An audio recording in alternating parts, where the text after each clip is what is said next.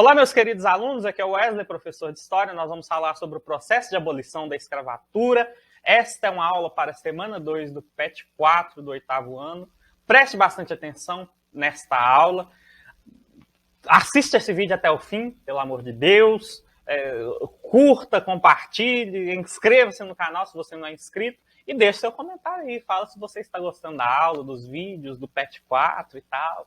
O professor está gostando muito dos comentários aí da página. O pessoal está participando bastante, mas vocês podem participar mais, né? Então,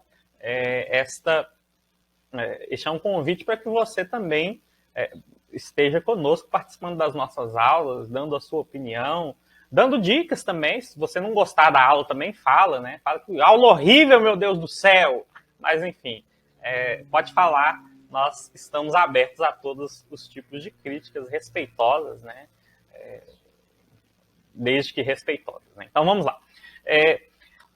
Na aula passada, nós estávamos falando que em 1850 foi aprovada a Lei Eusébio de Queiroz, que proibia o tráfico de escravizados vindos da África. Okay? Então, esta lei foi em 1850. E a partir da década de 1850, 1860, nós vamos ter que vai estourar no Brasil um movimento abolicionista muito forte. As pressões da Inglaterra pelo abolicionismo vão aumentar, mas haverão pressões internas, né? Ex-escravizados, as classes populares, intelectuais também negros, que farão grande diferença nesse contexto abolicionista. Então, o abolicionismo ele vai reunir um grupo muito grande em torno de si, das facções aí políticas existentes. Nós vamos ter uma ala, inclusive, do Partido dos Conservadores, que se voltará para o abolicionismo. Nós vamos ter liberais, principalmente, que apoiarão, né? Então, entre republicanos e monarquistas, nós vamos ter, inclusive, abolicionistas. Então, esse é um movimento que envolverá vários setores da população. Apesar que aquela elite ainda, uma parte elite aí, reacionária do Partido Conservador, manterá a sua posição contrária e fará de tudo para que as leis abolicionistas não sejam aprovadas e que não ocorra a abolição da escravatura, né? Então, a abolição da escravidão dependia de homens que eram donos de escravos para que fossem aprovadas estas leis. Então, por isso que foi um processo tão difícil, por isso que o Brasil atrasou tanto nesse contexto, ok? Então, o movimento abolicionista, ele conquistou, em primeiro lugar, a lei do ventre livre. Ou seja, a partir de 1871, quando a lei foi aprovada, as crianças que nascessem de um ventre escravizado, de uma mulher escravizada, elas seriam livres a partir daquele momento, a partir do seu nascimento.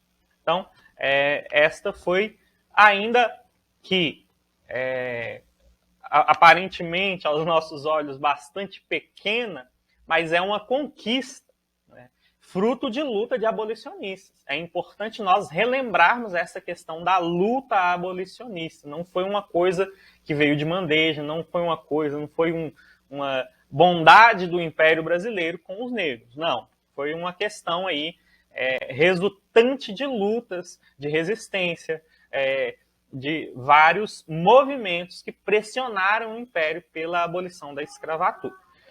Em 1885, nós vamos ter uma outra lei que será aprovada, que será a lei dos sexagenários. Os escravizados aí, escravizadas, maiores que 60 anos, seriam livres, né, seriam libertos a partir desse momento. E também, em 1888, por fim, a Lei Áurea foi assinada e abolia de vez a escravidão no Brasil. Dentro desse processo aí que levou aí cerca de 20 anos, nós vamos ter que algumas províncias do Nordeste e do Norte, elas vão proclamar a abolição da escravatura ainda anteriormente a essas datas. Por exemplo, o Ceará foi o primeiro lugar onde a abolição foi extinta. Né? Mas aí em 1888 nós tivemos a abolição da escravidão. Repetimos, fruto de uma luta em que negros estiveram resistentes, em que negros lutaram, em que negros conseguiram aí emanciparem-se e conseguiram aí, inclusive, se tornarem formadores de opinião, conseguiram mobilizar a classe popular, a classe intelectual em torno disso, conseguiram pressionar o Império. Então, é uma conquista do movimento ou dos movimentos abolicionistas no Brasil. Okay? O que vem depois da abolição da escravatura é o grande problema aí. Observem esse quadro que está... o próprio Pet trouxe aí. O nome desse quadro se chama Redenção de Cã. E eu vou explicar por que a redenção de Cã. Vocês estão observando que é relacionada à questão do branqueamento. Você vê uma senhora negra que de algum modo agradece aos céus aí. Você vê o que aparentemente seria a filha da senhora, já é uma mulher parda. Você vê um homem branco à direita, uma cara folgada, um jeito ali, né, folgado e tal. E você vê a criança, filha, já bem embranquecida, né? E aí o que é que nós temos? Por que esse quadro se chamaria Redenção de Cã? Cã é um filho de Noé que foi amaldiçoado pelo seu pai. Né? Dos 3 filhos, a crença é que os 3 filhos de Noé teriam dado origem aos 3 povos do mundo antigo conhecido.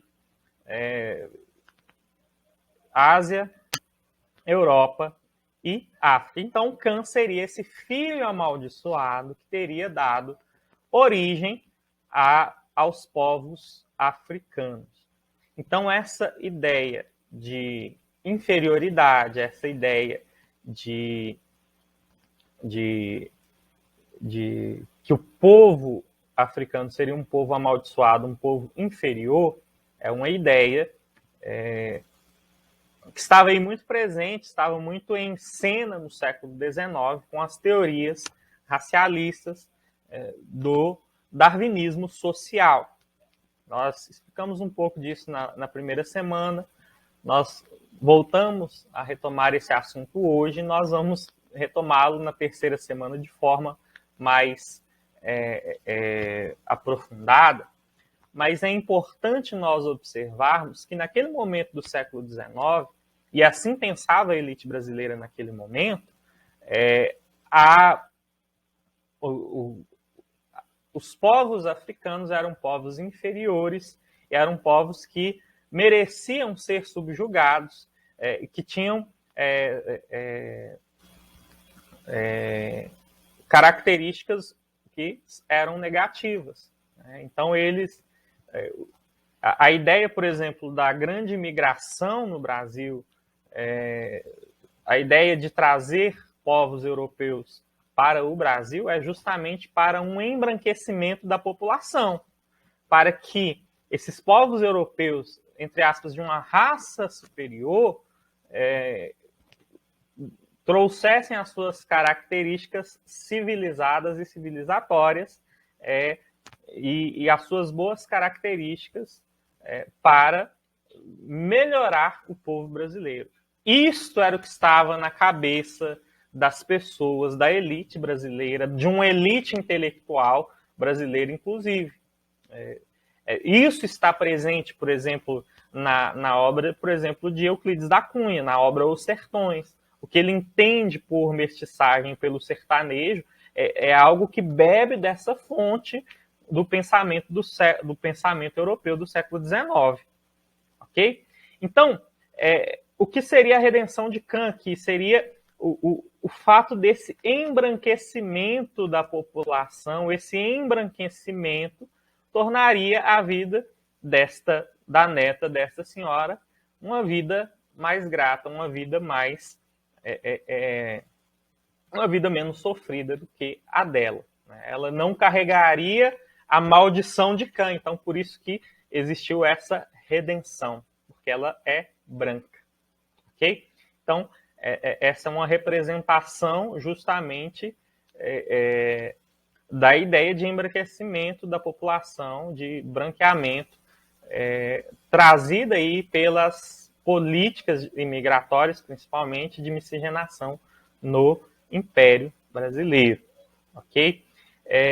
E aí a vida dos escravizados agora libertos no século XIX, nesse fim do século XIX, passa a ser uma vida muito difícil, porque aquela mesma elite agrária, aquela mesma elite que atrasou, que protelou, né, que procrastinou ao máximo a abolição da escravidão, ela vai institucionalizar o racismo que ainda permanece nela. Então, a situação socioeconômica e melhoria de vida do negro será muito difícil. Então, o negro dificilmente conseguirá ascender socialmente dentro desse contexto de fim do Império e de Primeira República. O negro ele será marginalizado. O negro na grande cidade ele estará justamente na origem das comunidades que nós conhecemos aí por favelas. Então, serão pessoas totalmente marginalizadas, vulneráveis à questão da violência, vulneráveis principalmente, inclusive, à violência do Estado, associadas àquilo que todo mundo fala, né, hoje ainda, aquela questão da vagabundagem, né? É vagabundo, é vagabundagem e tal.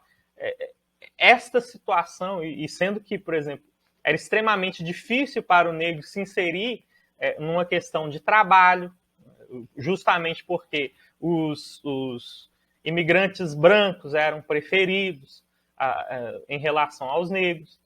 Então, a vida do negro não foi nada fácil a partir desse momento. Havia um racismo institucionalizado e a situação do negro ela foi aí sendo se perpetuando, né?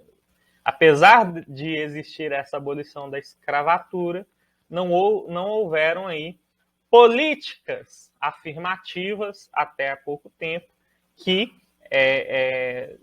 beneficiassem essa parcela da população que não seria aí, até um eufemismo muito grande falar em parcela da população, nós deveríamos falar em essa grande parte da população que se tornou a parcela negra da população.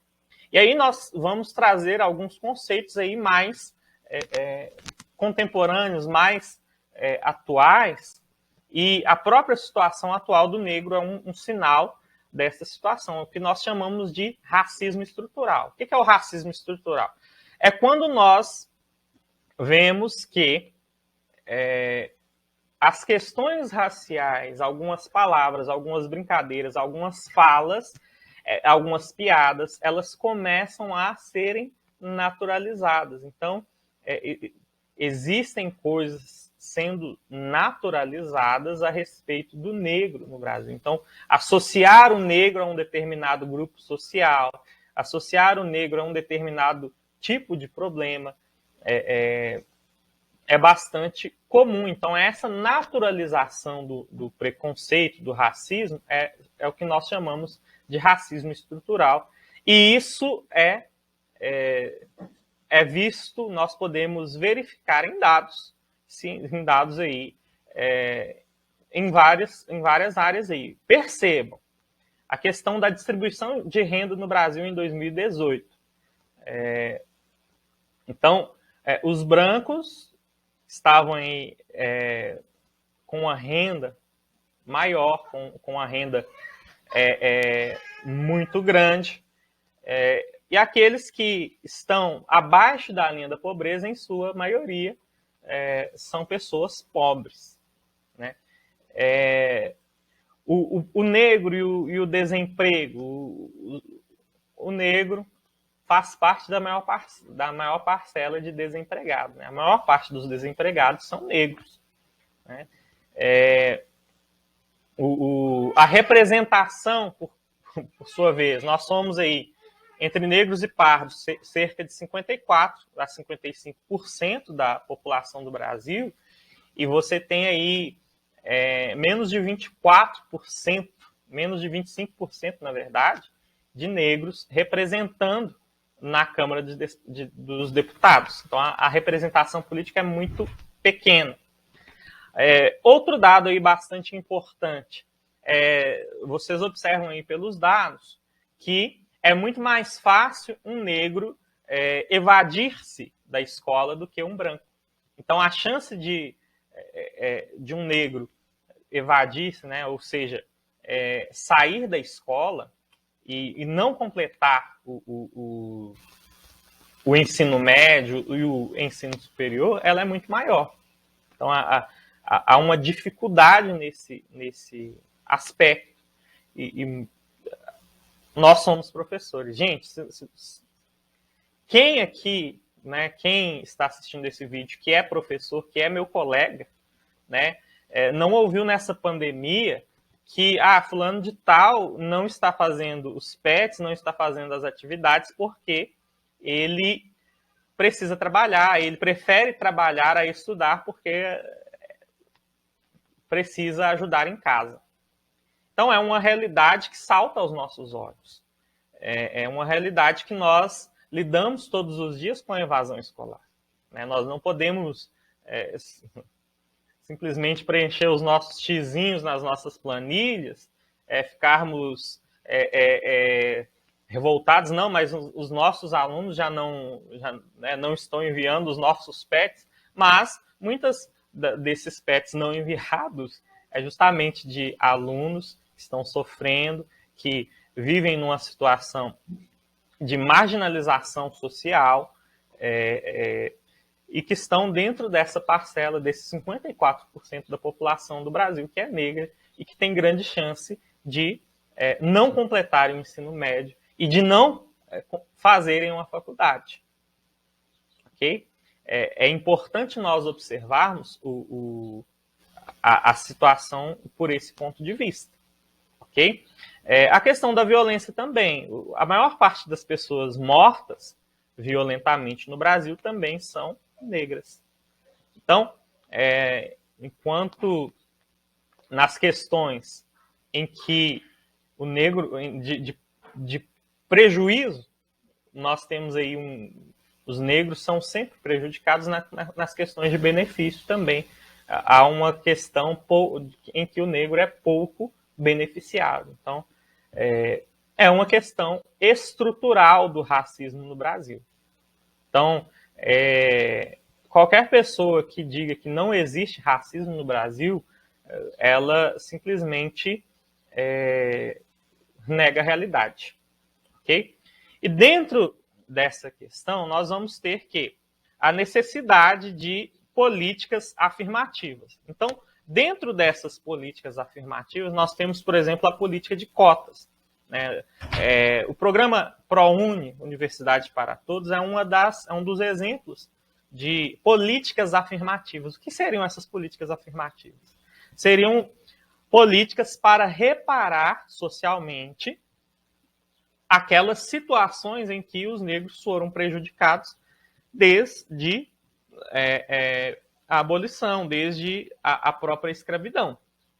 Então, seria um modo de incluir essa grande parcela da população brasileira socialmente, né, uma forma de representar e de reparar também os malefícios que a própria questão da escravidão, do racismo trouxe no Brasil.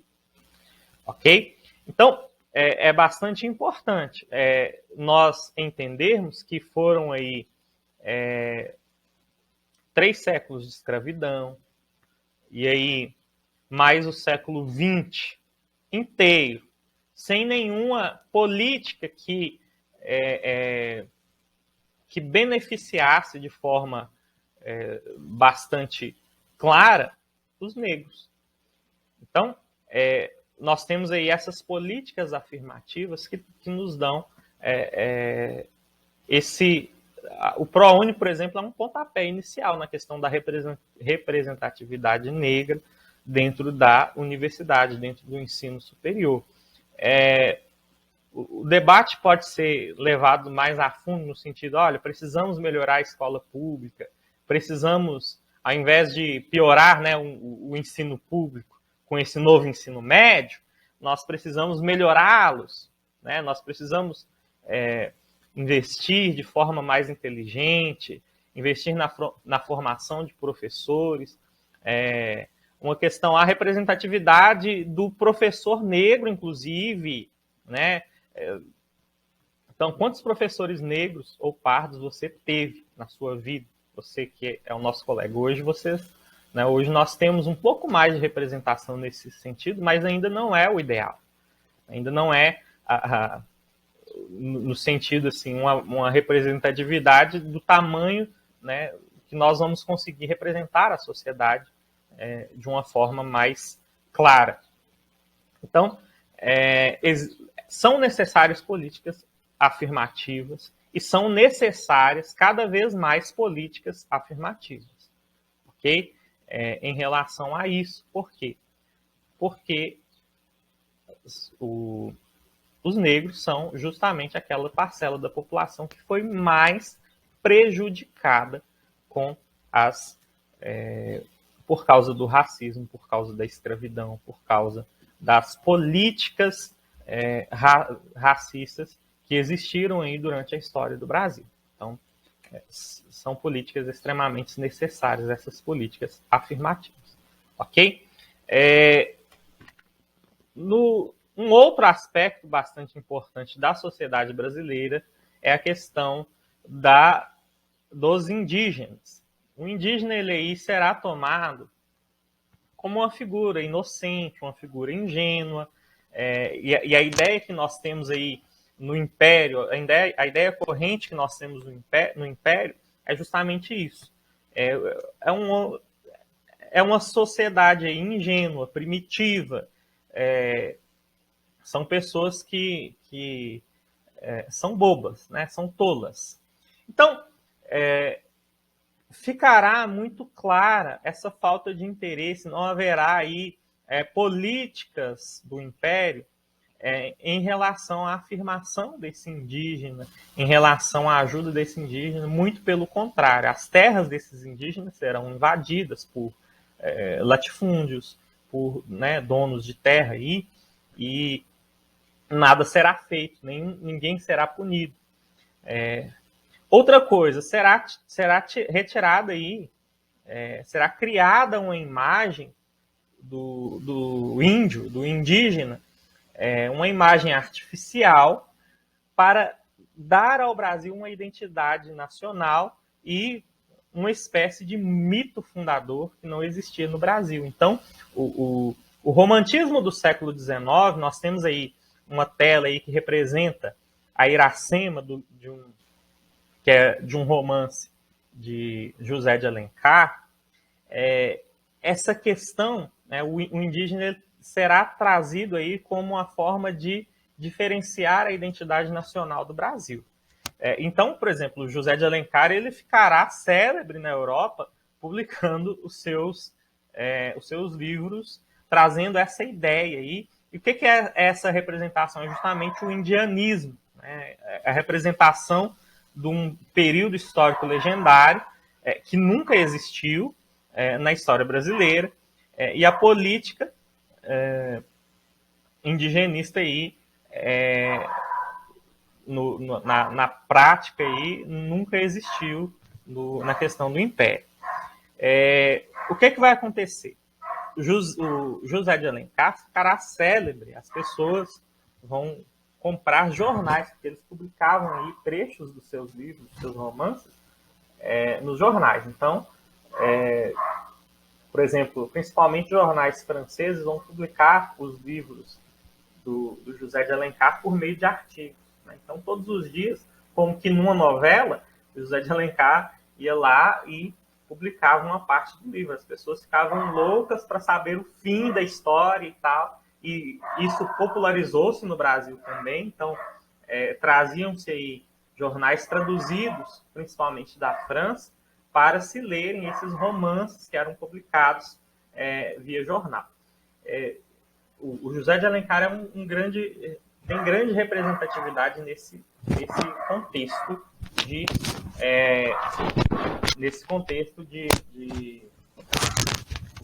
romantismo e de indianismo. Ok? Vamos para as atividades.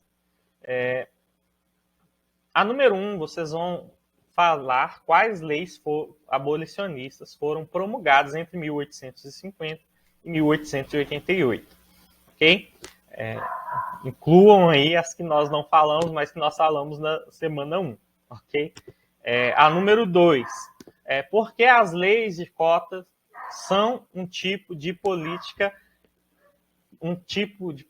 de ação afirmativa. Né? Justifique isso aí, né? Nós explicamos, nós falamos. Na número 3, você vai definir o que foi o indianismo. Também está tranquilo, está simples, está muito tranquilo. Na número 4, vocês vão ler esses dois textos e vão responder, vão marcar a alternativa correta. Ok? Eu gostaria de desejar para você boa semana, bons estudos. Deus abençoe você. Até mais.